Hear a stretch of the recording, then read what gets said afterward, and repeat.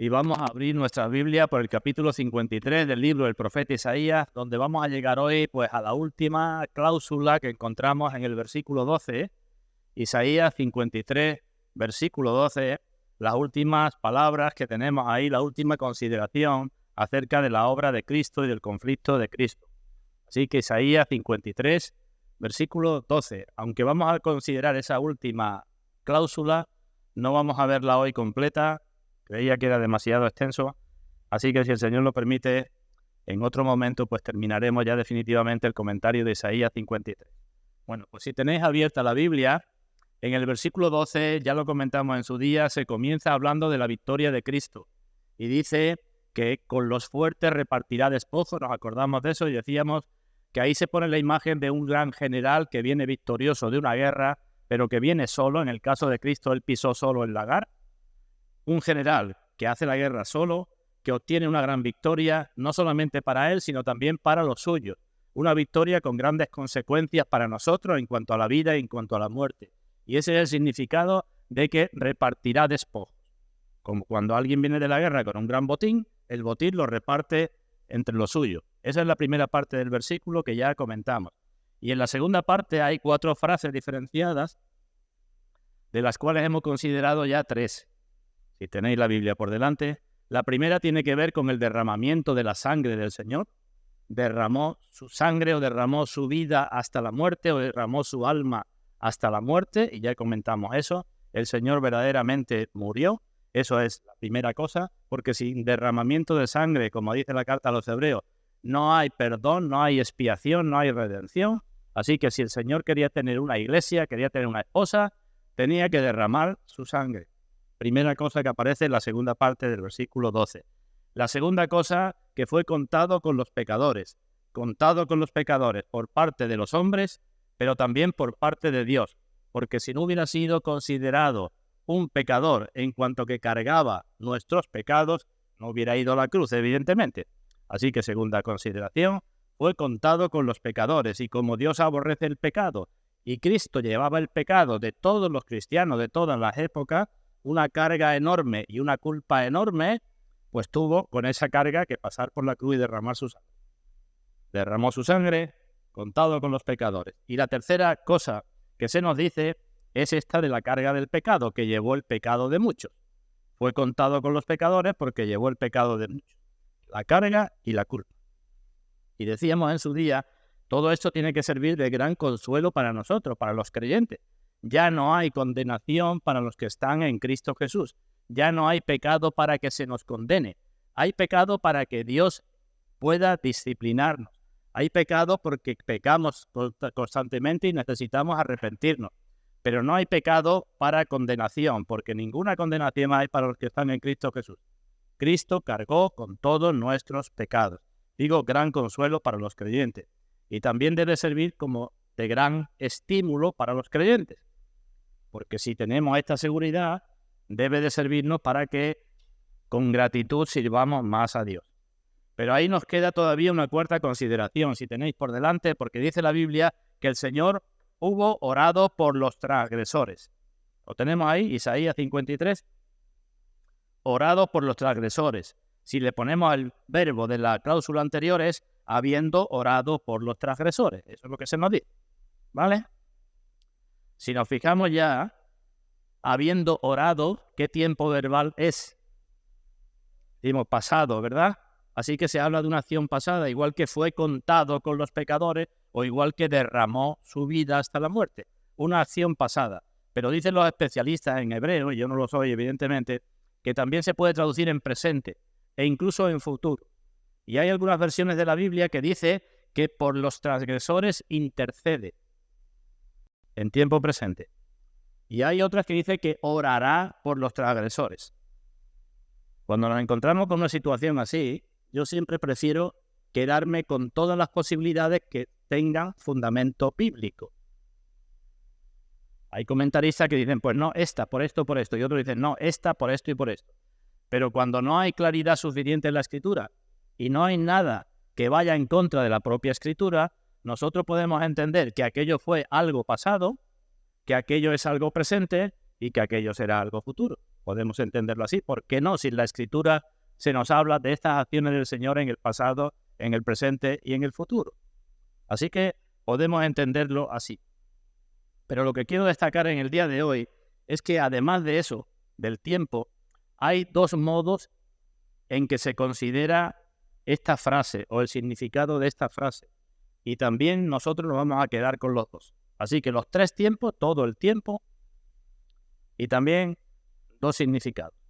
Unos dicen que aquí se hace referencia a la oración de una persona individual, de una persona privada, como cuando oramos nosotros. Nosotros, los cristianos, estamos llamados a orar también por los transgresores, ¿verdad? Por nuestros enemigos. Y unos dicen, pues aquí se está hablando de esto, de oración de Cristo por los enemigos, de forma similar a aquella frase que tenemos en la cruz, cuando dijo el Señor: Padre, perdónalos porque no saben lo que hacen. Eso es un modo de verlo, es decir, podemos ver la oración del Señor como una oración de una persona piadosa, santa y concreta, orando por sus enemigos. Pero la otra posibilidad es ver la oración del Señor en su acción de mediador, en su acción de ser el mediador, el fiador de los creyentes. Con lo cual, la oración tendría un significado distinto, digamos, distinto, por lo menos distinto. ¿Veis la diferencia que estoy intentando explicar?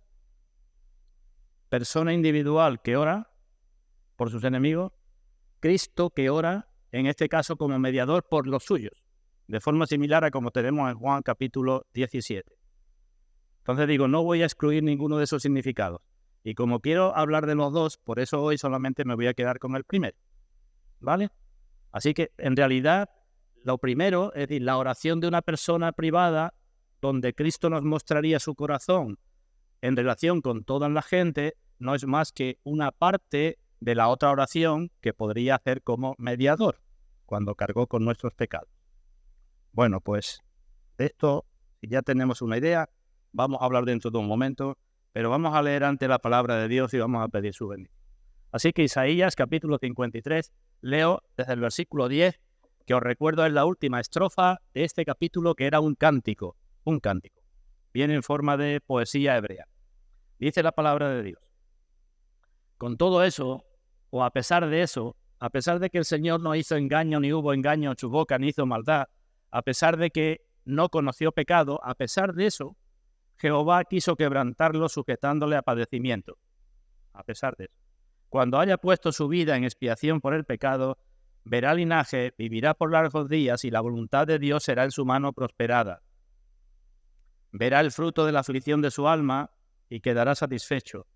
Por su conocimiento justificará mi siervo justo a muchos y llevará las iniquidades de ellos. Y ahora el versículo 12, por tanto, yo le daré parte con los grandes y con los fuertes repartirá despojos. Esto es la victoria. Pero antes de la victoria, el sufrimiento. Dios iba a hacer eso por cuanto derramó su vida hasta la muerte y fue contado con los pecadores, habiendo él llevado el pecado de muchos y orado por los transgresores. Vamos a orar a Dios y vamos a pedir su bendición, que nos dé claridad a todos en esta mañana, desde los más pequeñitos hasta los mayores.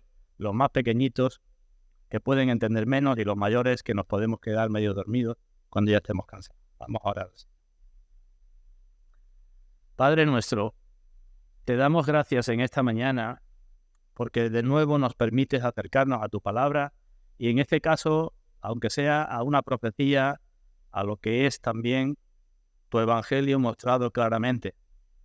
Gracias te damos porque aquí vemos muchas cosas acerca de ti, de tu Hijo y también de nosotros. Y te damos gracias porque las vemos por medio de la obra de tu Espíritu Santo también en nosotros.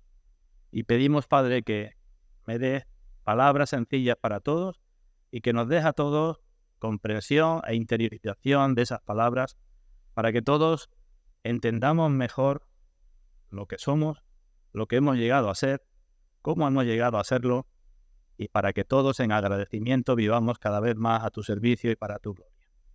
En el nombre de nuestro Señor Jesucristo. Amén. Bueno, pues vuelvo a hablar de lo mismo de hace un momento, del significado de esta frase, para luego dedicarme a uno de los aspectos de la misma y luego pues terminar con unas conclusiones. Así que orado por los transgresores, dos sentidos. Primer sentido, digo como de una persona santa, porque el Señor dijo en una ocasión, conviene que cumplamos toda justicia, ¿verdad? El Señor le dijo a Juan el Bautista, me tienes que bautizar porque tenemos que cumplir toda justicia. Y el Señor tenía que cumplir como persona santa, tenía que cumplir toda justicia. Así que ora por sus enemigos. Pero en segundo lugar, como representante nuestro, como nuestro sumo sacerdote que tiene que hacer el sacrificio, ora también por los suyos, como el sumo sacerdote en la antigüedad, ¿verdad? El sumo sacerdote entraba en el lugar santísimo con la sangre del animal y oraba por el pueblo. ¿Por qué pueblo? Por el pueblo suyo, ¿no? No oraba por los egipcios ni por los de Babilonia. Así que de esas dos formas se puede ver. Así que todas las oraciones del Señor, y no solamente esta, se pueden considerar así. O son oraciones como mediador, o son oraciones como persona particular. Y es interesante que sepamos esta distinción, o que hagamos esta distinción cuando estamos frente a la palabra del propio Señor, para no meternos en problemas. Aunque también digo ya que cuando estamos refiriéndonos a la persona de Cristo, nos adentramos en un misterio, porque la persona de Cristo es un misterio, ¿verdad? Dos naturalezas, humana y divina, en donde podemos decir hasta donde la Biblia nos dice, pero no nada más. Así que intentaremos no salirnos, no ser dogmáticos ni ser heréticos, pero tampoco quedarnos cortos con lo que la palabra dice. Acompañadme para tener esto más claro a Primera de Pedro, capítulo 2, versículo 21. Primera carta de Pedro, capítulo 2, versículo 21. No es que tenga mucha dificultad este versículo, pero quiero destacar esto que estoy diciendo. Primera de Pedro, capítulo 2, versículo 21. Dice el apóstol ahí, dice la palabra de Dios. Está hablando de los problemas por ser cristiano, de los problemas que tenemos que afrontar y de la forma en que tenemos que afrontar los problemas por ser cristiano. Y hablando de Cristo dice, pues para esto fuisteis llamados, para pasar por tribulaciones, porque también Cristo padeció por nosotros, dejándonos ejemplo para que sigáis sus pisadas. Dos cosas se dice aquí de Cristo. ¿Vemos cuáles son? Cristo padeció por nosotros. Segunda cosa, dejándonos ejemplo para que sigamos sus pisadas. La primera cosa que se dice de Cristo, ¿cómo es? ¿En su obra mediadora o como persona privada? Su obra mediadora, ¿no? Cristo padeció por nosotros, Cristo fue a la cruz por los suyos y únicamente por los suyos y padeció por nosotros. Así que ahí una primera parte de la frase es Cristo como mediador, como representante, como sumo sacerdote. Y la segunda parte, nos dejó ejemplo para que sigáis sus pisadas. ¿A qué hace referencia? A Cristo como persona santa y piadosa, porque no puede hacer referencia a que nosotros también tenemos que ir a la cruz para morir por nadie, porque no podemos nosotros hacer una obra de expiación por nadie, ¿verdad? Lo que nos está diciendo es que hay otra parte de Cristo que no podemos, que sí podemos hacer nosotros, y en esa parte tenemos que seguir sus pisadas. ¿Vemos la diferencia que estoy intentando? Una parte como mediador, padeció por nosotros, otra para seguir sus pisadas. Una que tiene que servir para nuestro consuelo, la primera para nuestra fe, Cristo padeció por nosotros, la otra que tiene que servir para nuestro ejemplo, para que lo imitemos. ¿Vale? Os pongo otra, no la vamos a buscar, pero sonará. En el huerto de Getsemaní el Señor dijo, Padre mío, si es posible, pase de mí esta copa. La recordamos, ¿verdad? Si es posible, pase de mí esta copa. Si pensamos un poco, y repito, no quiero ser dogmático, pero si pensamos un poco esa oración del Señor, ¿cómo la hizo? ¿En su carácter de mediador y representante o como persona privada?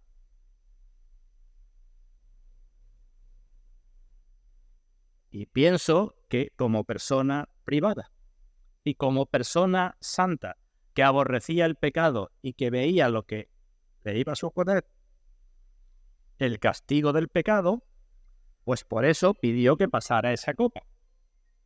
Pero no fue esa oración de Cristo respondida por el Padre, ¿verdad?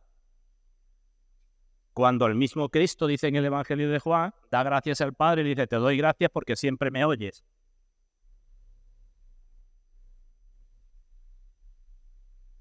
Así que Cristo estaba haciendo ahí una oración como persona privada.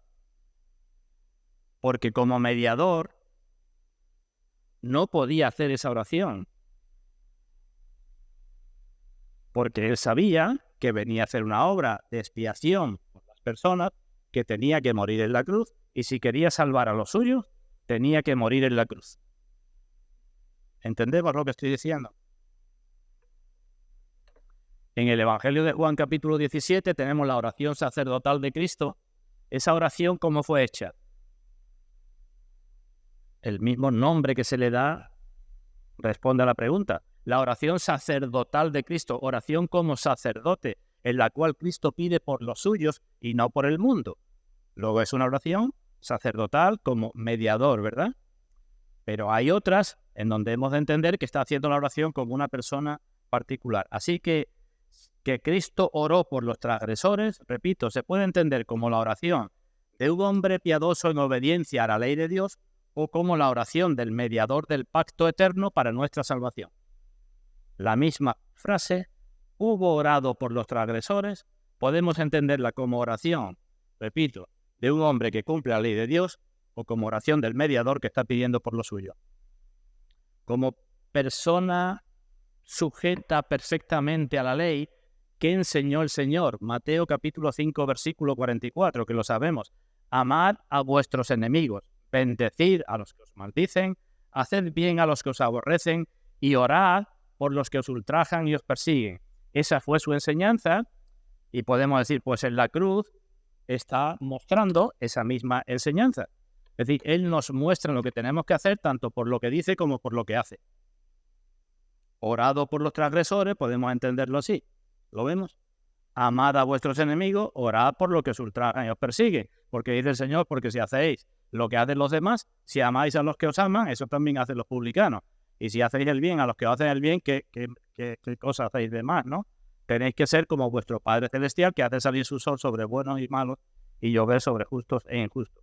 Así que el Señor nos enseña a orar mediante su doctrina y mediante su práctica. Ahora bien, repito que esto no es fácil de ver en todos los casos. En el Evangelio de Juan se nos dice que el Señor sabía lo que había en los hombres. Es decir, lo que había en el corazón de los hombres. Dice Juan en el capítulo 2 de su Evangelio que el Señor no se fiaba de mucho porque sabía lo que había dentro de ellos. Ahora bien, hago otra pregunta para que veáis que esto no es fácil, pero que es bueno saber esta distinción. ¿Sabía el Señor quiénes iban a ser salvos y quiénes no iban a ser salvos? Lo que sí sabemos que dice la Escritura es que el Señor se despojó a sí mismo y en todo momento estaba sujeto a la voluntad del Padre y a lo que el Padre quisiera mostrarle y enseñarle. Eso es lo que sí sabemos, ¿verdad? Así que si Dios le mostraba más o le permitía hacer más, el Señor hacía más y sabía más. Pero hay cosas que el mismo Señor dice que no las sabe nadie, ni los ángeles, ni el mismo Hijo, sino el Padre que está en los cielos. En el Evangelio de Juan también dice que Jesús sabía desde el principio quiénes eran los que no creían y quién le había de entregar. Jesús sabía desde el principio quién le había de entregar, porque sabía lo que había en el corazón del hombre.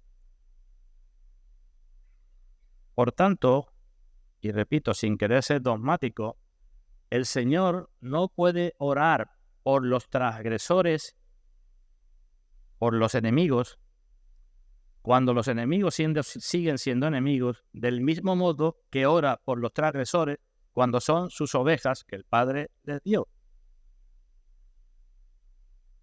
¿Estoy diciendo cosas raras? Os vamos a enterar. Como persona concreta, el Señor puede orar por los transgresores, puede orar por sus enemigos, que en definitiva son los enemigos de Dios, igual que podemos orar nosotros. Un día lo explicamos, pero ¿qué significa la frase Padre, perdónalos porque no saben lo que hacen? Pues también tiene este doble sentido.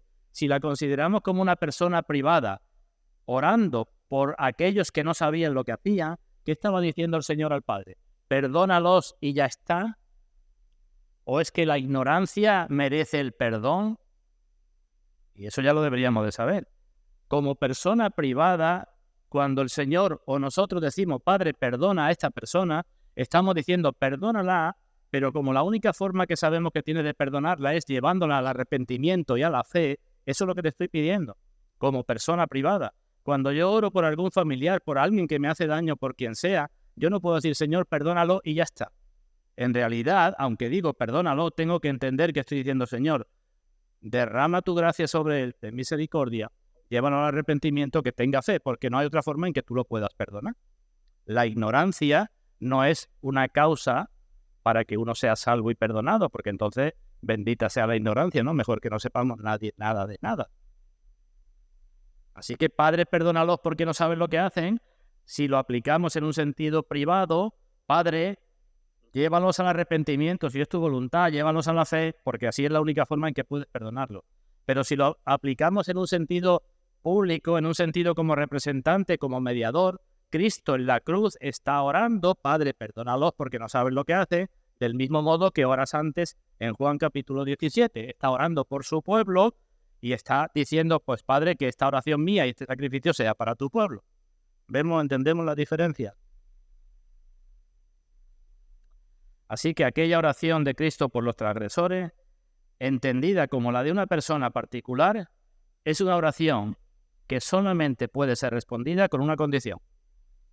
Padre, perdónalos si previamente lo lleva al arrepentimiento y la fe. Porque Cristo sabía que Dios no puede perdonar a nadie así. Pero por otro lado, si lo consideramos como mediador orando al Padre, pues el Señor está, cuando dice fue orado por los transgresores, hubo orado por los transgresores, o Padre, perdónalos, está orando por aquellos cuyos pecados iba a llevar precisamente en la cruz, por los mismos que oró en Juan 17. ¿Entendemos esto?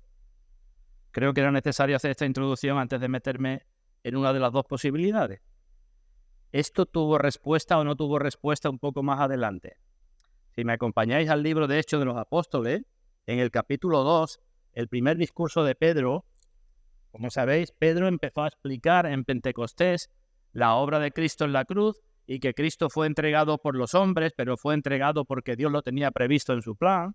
Lo tenemos en Hechos capítulo 2. Podemos leer el versículo 23.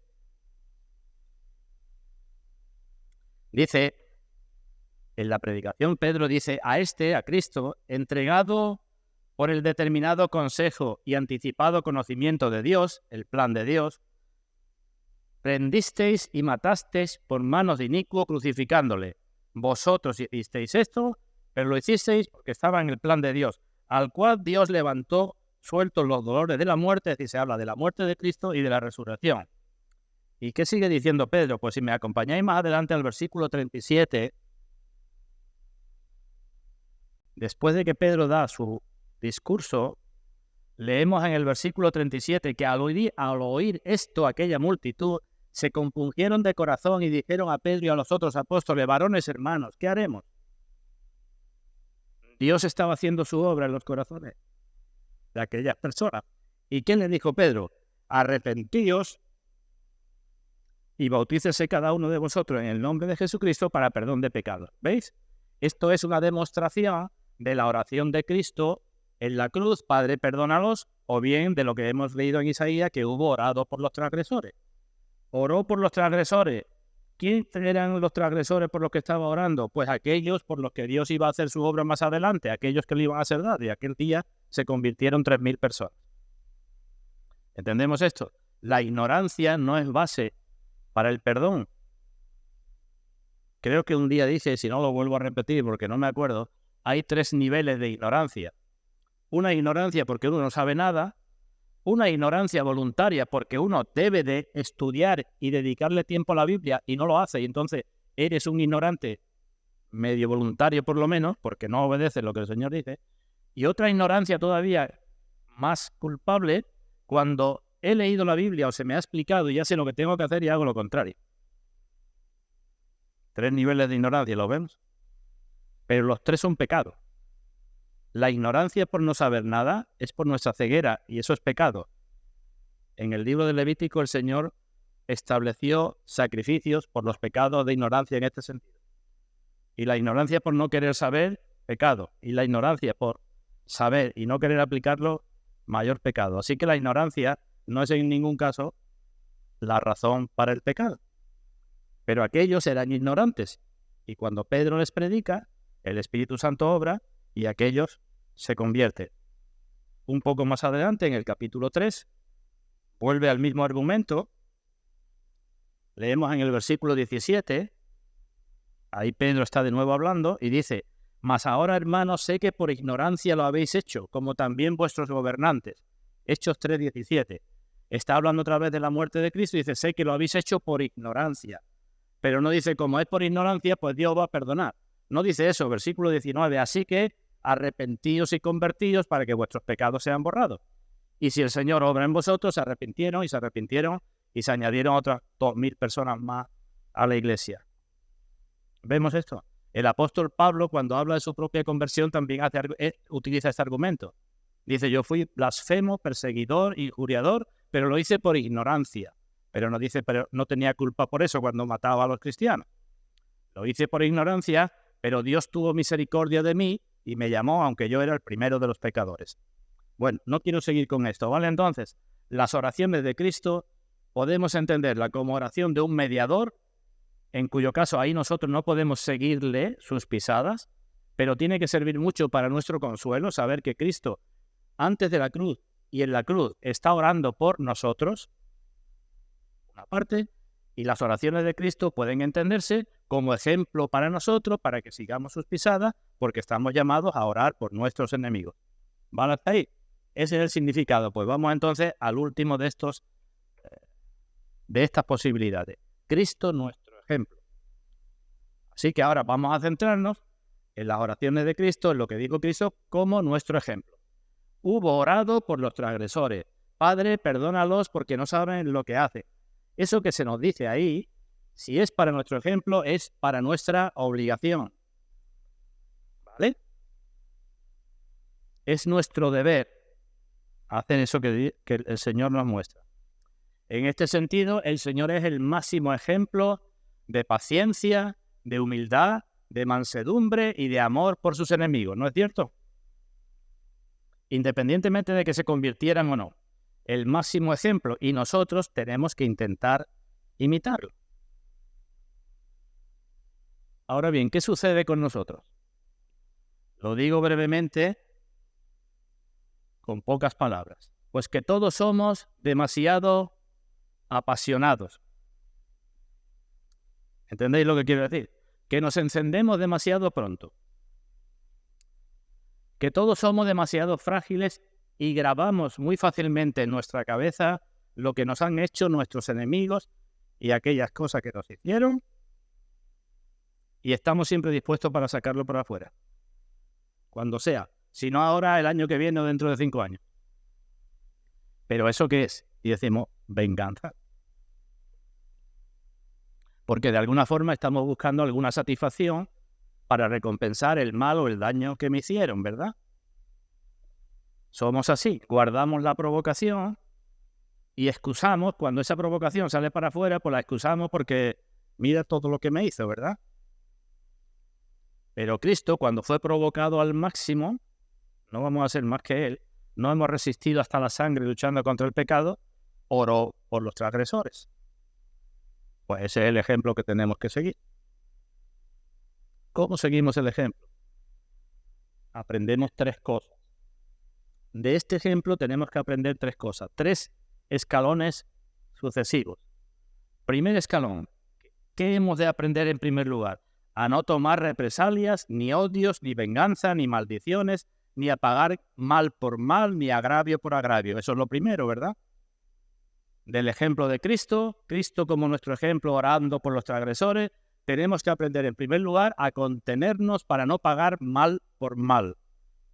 Eso es lo primero. Sin venganza. Pedro dice que Cristo, cuando le maldecían, no respondía con maldición, sino que encomendaba la causa al que juzga justamente. Así que cuando alguien nos haga daño y nos maldiga o nos diga lo que sea o nos haga lo que sea, no respondamos de la misma forma, porque además es algo raro, ¿no? ¿Cómo es que lo que vemos en otro que está mal porque nos está haciendo mal, nosotros respondemos también haciendo el mismo mal que está haciendo el otro? ¿Entendéis lo que digo, verdad? Es decir, volvemos a caer o caemos en lo que decimos que está mal. tú me la haces, tú me la pagas. Considero que está mal lo que tú me has hecho, pero yo voy a actuar de la misma forma. Pues primer paso que tenemos que dar como cristianos para imitar a Cristo es dejar eso, ¿verdad? La venganza tiene múltiples expresiones. Malas palabras, palabras precipitadas, muchas expresiones. Todas son agradables para nuestra naturaleza carnal. A nuestra carne les gusta. La humildad, la paciencia, la mansedumbre, el callarse la boca, eso para la carne es una debilidad. Y nuestra carne protesta y dice, ¿por qué te vas a callar? Pero no es una debilidad. Es seguir el ejemplo de Cristo que dijo, aprended de mí que soy manso y humilde de corazón, y hallaréis descanso para vuestras almas. Es decir, cuando un enemigo nos hace daño, una forma de hacernos más daño es que nosotros entremos en el daño que nos está haciendo intentando hacer lo mismo. No nos damos cuenta de eso.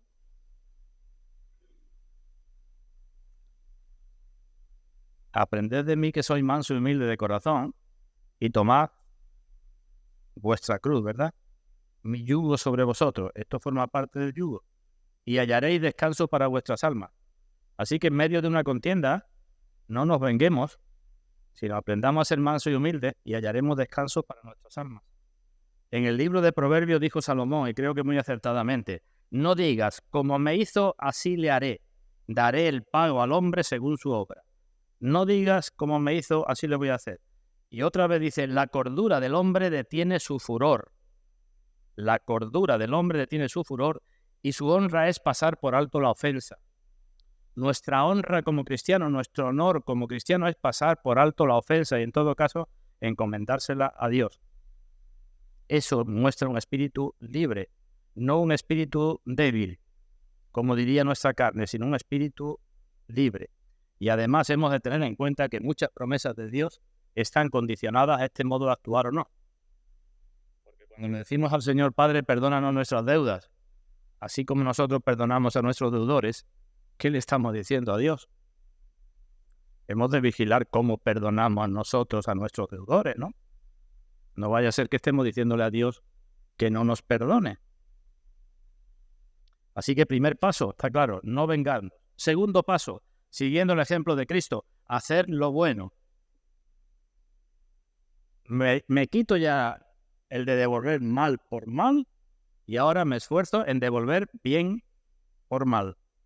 Hacer lo bueno, hacer el bien a aquellos que son los transgresores o que son mis enemigos.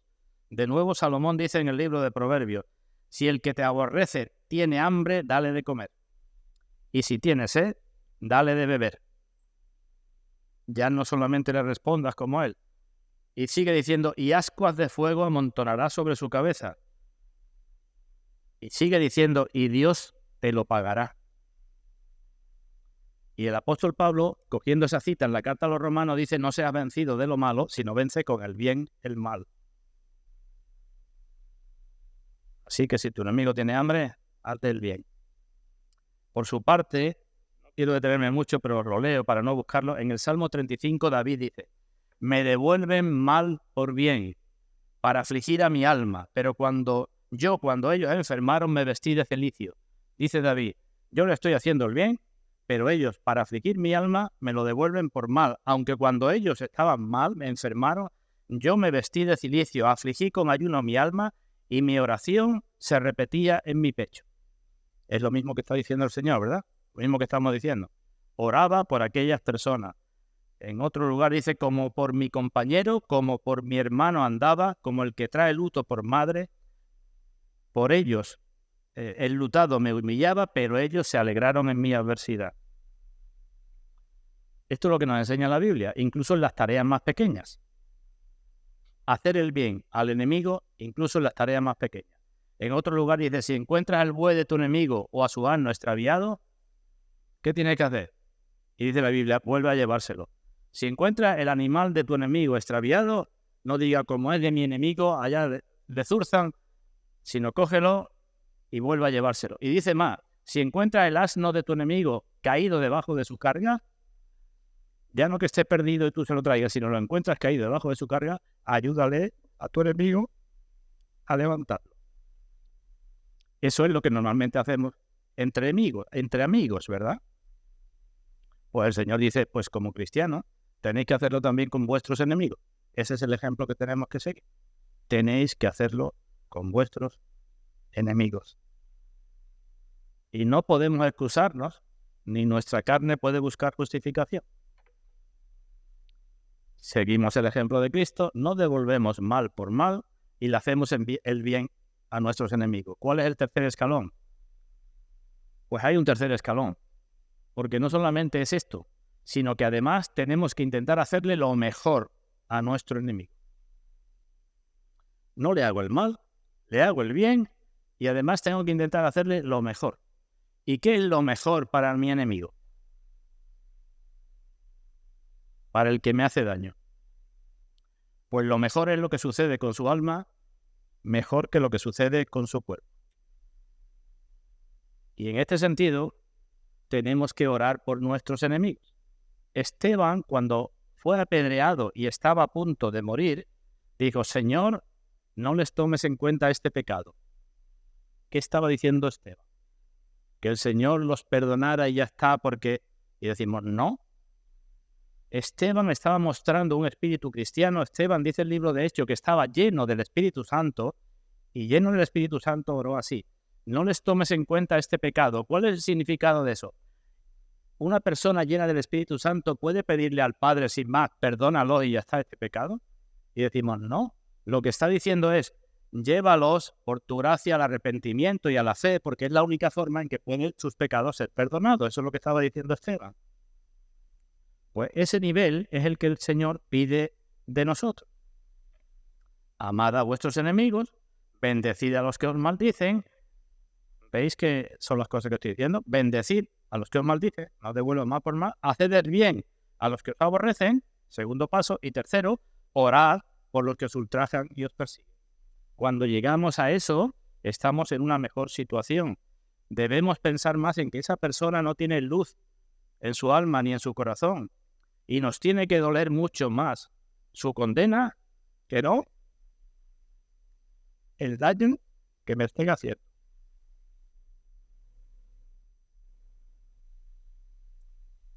Eso es lo que el Señor quiere de nosotros, hermano.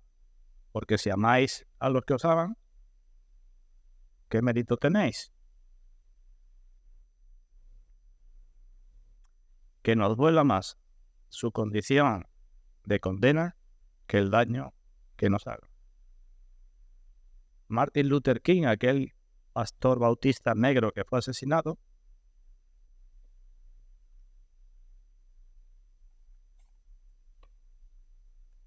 sabéis la historia, ¿verdad? De la segregación con los negros, todo lo que había en Estados Unidos. Ese hombre en su congregación enseñaba a los suyos, cuando los negros eran, las personas de raza negra eran tan perseguidas y tenían obstáculos y por medio de leyes se les impedía hacer muchas cosas. Lo normal era que los cristianos de raza negra también quisieran hacer algo, ¿verdad? Envalentonarse contra aquellos, responder de alguna forma. Y este hombre decía, bueno, podéis hacernos lo que queráis.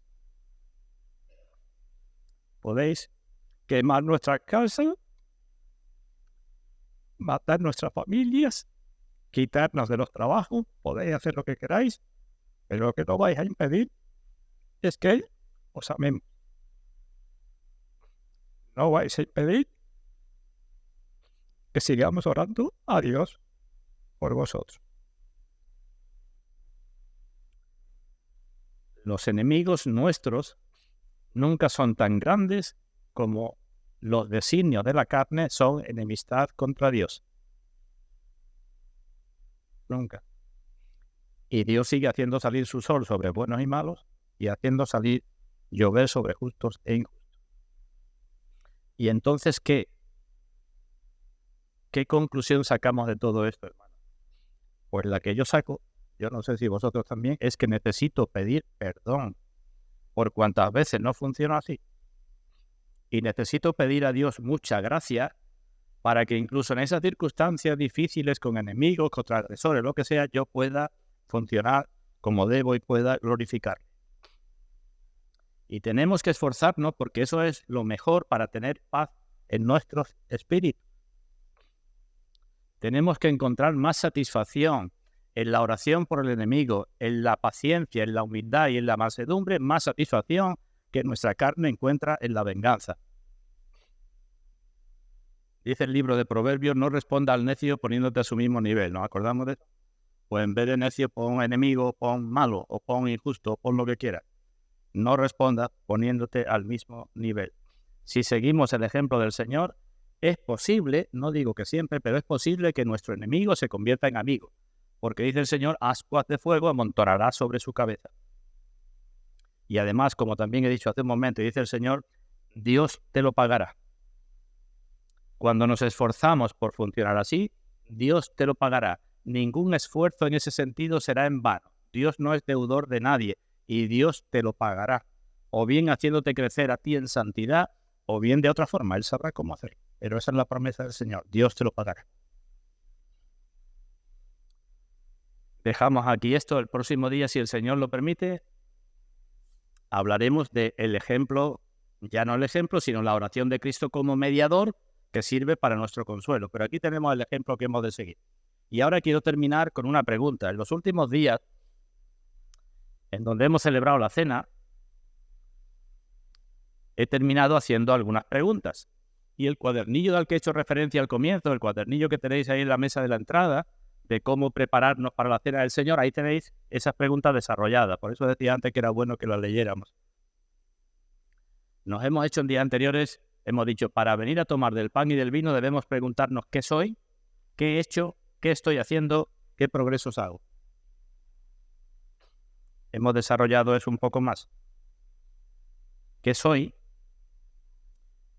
¿Cómo me siento? ¿Qué es más pesada para mí, la carga del pecado o la carga de la aflicción? ¿Cómo me afecta la palabra de Dios? Tengo que examinarme antes de tomar del pan y el vino.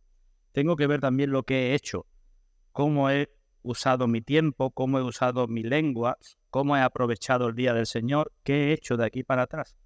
Tengo que preguntarme también qué estoy haciendo. ¿Hago mejor lo que antes hacía bien y hago bien lo que antes hacía regular o lo hacía mal? ¿Y qué progresos hago? ¿Encuentro que puedo dominar más mis pasiones? ¿Siguen siendo menos o son menos violentas?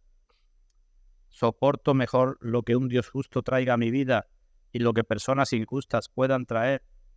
¿Estoy más destetado de esta vida? Eso ya lo hemos visto.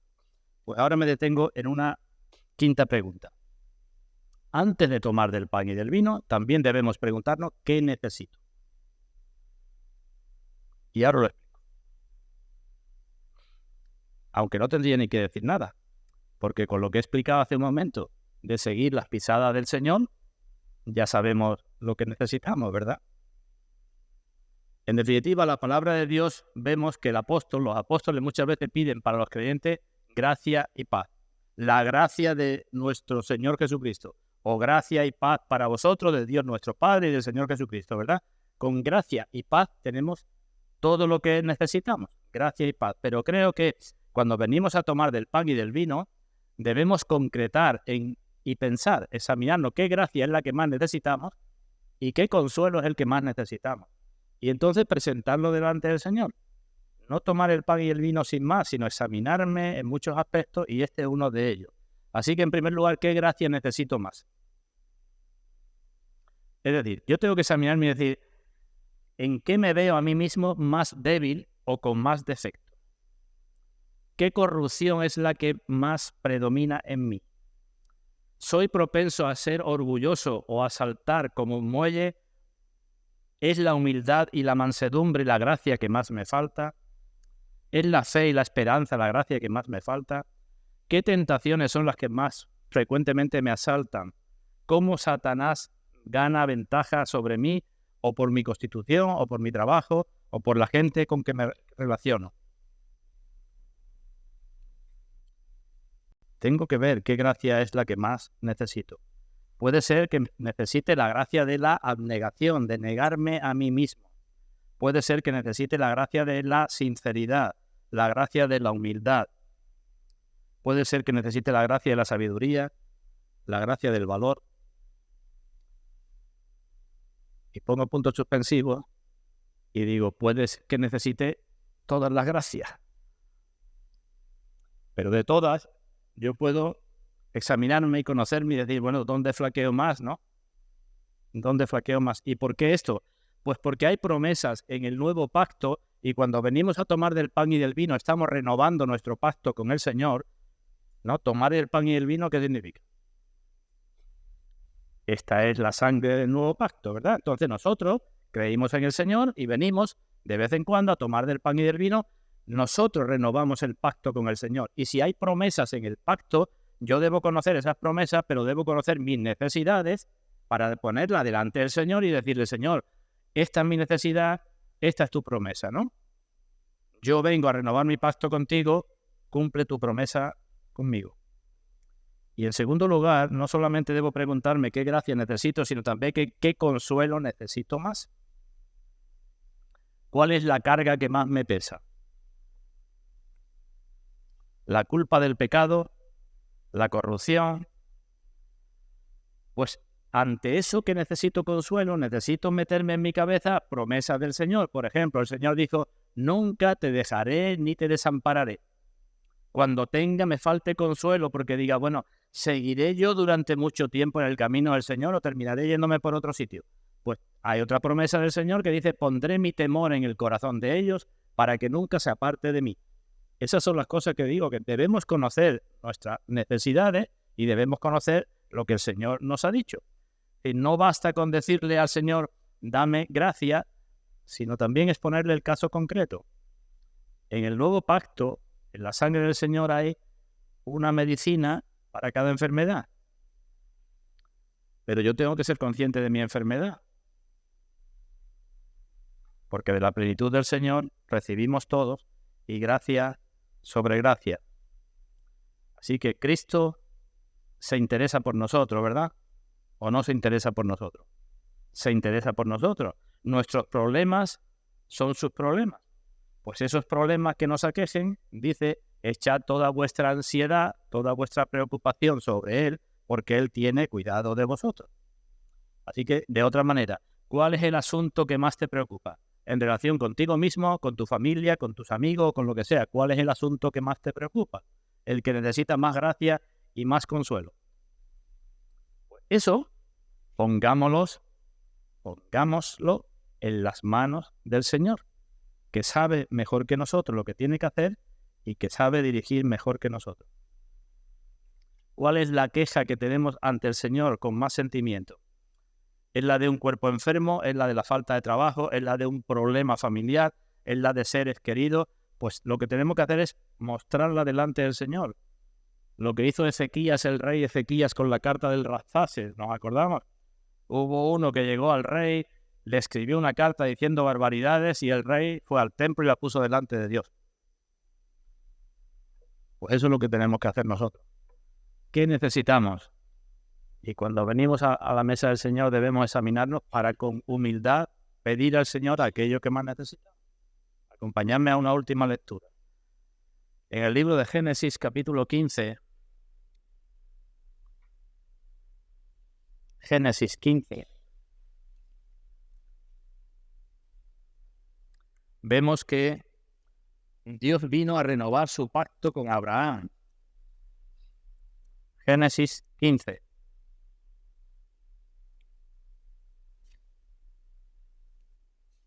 Ya en el capítulo 12 Dios le había dicho que haría de él una nación grande y que lo bendeciría y que él sería de bendición para toda la familia de la tierra. Ya había hecho Dios un pacto con Abraham, pero más adelante viene a renovar el pacto. Similitud con lo que estoy diciendo con la cena del Señor, ¿verdad? Dios ha hecho un pacto con nosotros, nosotros venimos a renovar el pacto. Génesis capítulo 15. Después de estas cosas, vino la palabra de Dios a Abraham en visión diciendo, no temas, Abraham, yo soy tu escudo y tu galardón será sobremanera grande.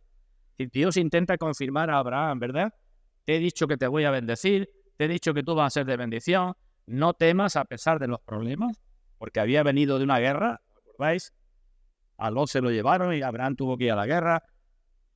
Y Dios viene y le dice, no temas porque yo soy tu escudo y tu galardón, tu recompensa será sobremanera grande. Pero en esa renovación del pacto, ¿qué dice Abraham? Pues Abraham presenta su queja delante de Dios. Abraham respondió, Señor Jehová, ¿qué me darás, siendo así que ando sin hijo? Y el mayordomo de mi casa es ese Damasceno, Eliezer. El Señor viene a renovar el pacto y Abraham dice, muy bien, Señor, tú renuevas el pacto, pero yo tengo esta queja. ¿Tú qué me vas a dar si no tengo hijos? Pues eso mismo es lo que debemos hacer también cuando venimos a tomar del pan y del vino. Renovamos nuestro pacto con Dios, creemos todas las promesas de Dios, pero hemos de ser conscientes de nuestras necesidades para reclamar las promesas concretas de Dios. Por una parte, entonces, hemos de examinarnos para ver si estamos siguiendo las pisadas del Señor en cuanto a nuestros enemigos, no devolver mal por mal, hacer el bien y orar por ellos, que es el mejor bien. Tenemos que examinarnos y tenemos que examinarnos para ver nuestras necesidades de gracia y de consuelo para pedirlas con humildad al Señor. ¿Entendido? Pues eso forma parte de nuestro examen antes de tomar del pan y del vino. Eso es lo que debemos hacer, entre otras cosas, antes de tomar del pan y del vino. Y como para eso es muy difícil que lo hagamos únicamente cuando estamos reunidos aquí 1 hora aproximadamente, pues hemos preparado el cuadernillo para que cada uno en casa lo revise cuantas veces crea necesario. Pues que Dios bendiga su palabra y bendiga también nuestro esfuerzo en este sentido si verdaderamente queremos seguir las pisadas de nuestro Señor Jesucristo. Que así sea, hermano. Te bendiga su palabra.